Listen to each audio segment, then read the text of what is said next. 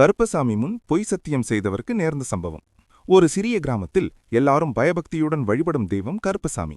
அந்த கிராமத்தில் ஒரு மனிதன் இருந்தான். ஒரு நாள் அவன் தனது உறவினர் வீட்டுக்குச் சென்றபோது அங்கு இருந்த தங்க நகையை யாரும் பார்க்காத நேரத்தில் திருடி மறைத்து வைத்தான்.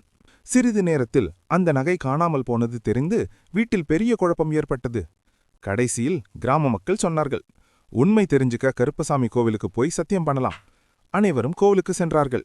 திருடிய மனிதன் மனதில் பயம் இருந்தாலும் கருப்பசாமி முன் நின்று, நான் அந்த நகை எடுக்கல, நான் பொய் சொன்னா கருப்பசாமி என்ன தண்டிக்கட்டும் என்று சத்தியம் செய்தான்.